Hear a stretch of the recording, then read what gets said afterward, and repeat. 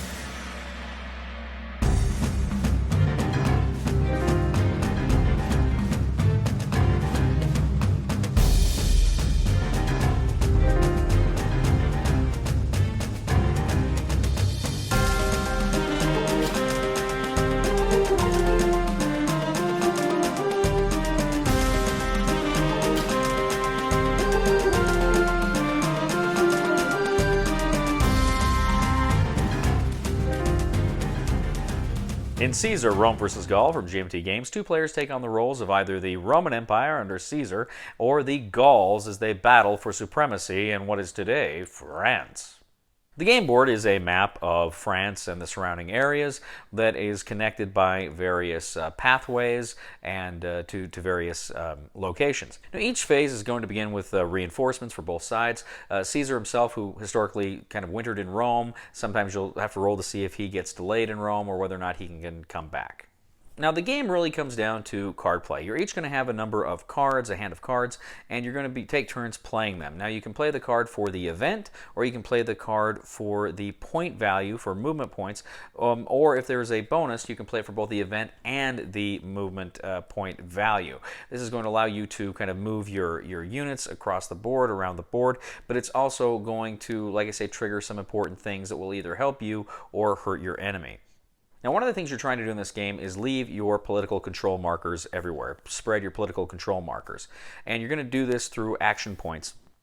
But, you know, they can easily be taken over. If you move into a space with somebody else's, it's going to cost you to go ahead and get rid of theirs and put yours on there. So you've got to be very judicious with how you're using points and how you're moving your armies in order to accomplish these things. You're going to have various leaders, and the leader tokens indicate kind of how... essentially how many units they can effectively control, how many military units they can effectively control and move around the board with.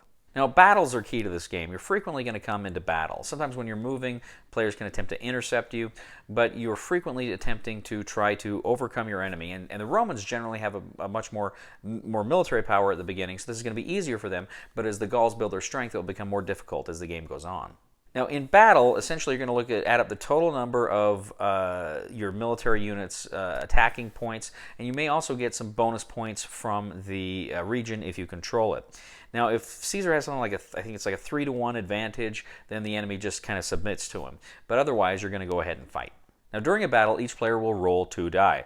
You'll roll these die and then consult the result on the table, on the combat table, to see exactly what happens to you and your opponent. Now, depending on a player's battle rating, they may also be able to do some re-rolls that can change the outcome. Now, generally, when your units are hit, they are flipped to the kind of the exhausted side or reduced side, and then if they're hit again, they are removed from the game. Now, of course, some units may retreat from combat. You'll also have, at times, you can lay siege to cities or towns, and in which case you need to go ahead and you activate the siege track. Now, if say, Caesar moves into his town and there are units there, the player has to declare whether they are inside of the walls and willing to withstand the siege, or if they're outside the walls, in which case you'll do battle. So in order to break the siege, you need to gain 3 siege points on the tracker. You're essentially rolling die to see whether or not you can successfully besiege on a specific turn. Now, supply is a very important part of this game, and as Caesar is moving in, he's trying to spread his domination there. The Gauls are actually trying to cut his supply lines. If he ends up in a situation where he can't trace a supply line back to Rome, he can be in a very tenuous situation. Essentially, if you are found out of supply, you start to lose strength, you start to lose power, your steps start to reduce. Now, also during winter, any of his political markers that are isolated, that can't trace a line back to Rome, they too begin to, they are removed from the game. So the Roman player is going to attempt to, of course, dominate the different regions by having the most of his political markers there. If he does, then he can translate those victories into governance points. Now, eventually, those governance points are going to be translated into victory points. Depending, you're going to look at the chart, depending on how many victory points he has, that will translate to a specific number of victory points. Now, typically, most of these things will translate into 1 or 2 victory points. If ever Caesar essentially gets less than 3 victory points, then the game is effectively over. The Romans have lost. So that is an automatic victory condition for the Gauls. If ever they can force Caesar to gain less than 3 victory points in a turn, the Gauls win. The Romans also have an automatic victory condition. If there are no fortified towns on the map, and if he controls the majority in the different, all of the different regions, then the Romans immediately win. But if at the end of game turn 6, if the Roman player has a total of 12 victory points, then he wins the game. If the Gaulish player can prevent the Romans from gaining 12 victory points, then they win. Caesar, Rome versus Gaul. All right, so that is just a very, very bare bones overview of this game. A lot going on here. This has some depth to it. It has some meat to it. This game is based on Mark Simonich's earlier game, Hannibal, which I played. I really enjoyed. I played the original Avalon Hill, and then I played the Phalanx version that came out a couple of years ago. I really like this system. I really like it. At times, it does seem there's a bit more minutia than I'd like.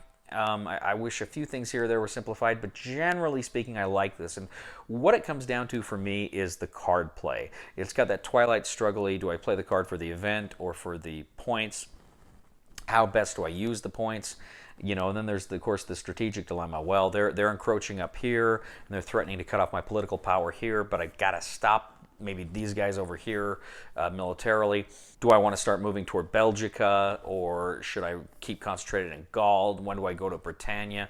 So there's some good strategic choices for the Romans. Now for the Gauls, it's really, you're kind of trying to play against the clock here. You're just trying to keep him down, and make sure he doesn't get ahead.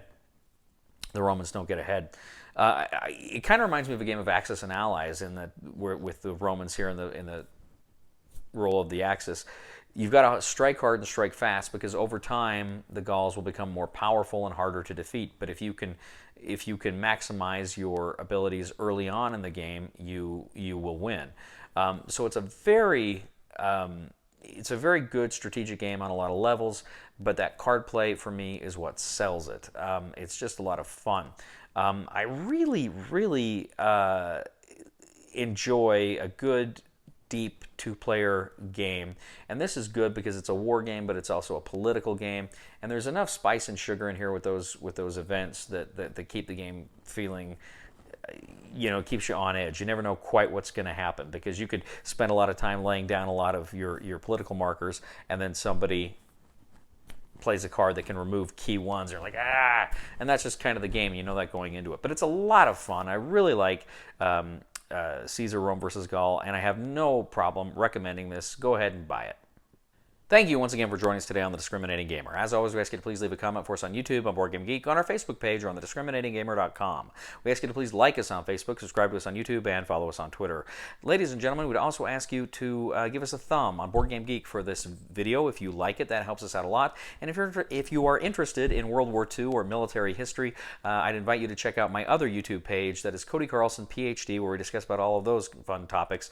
So please subscribe to that as well. Ladies and gentlemen, a lot of people say, who cares about learning Roman numerals? I, for one. Please somebody help me on my feet again, and I don't know where I'm going, and I don't know where I've been. Please somebody help me on the solid ground. It's a long time, and I'll be dying. Once a year I wind up in the band. Bigger than the horse. Ah! Ah! Ah!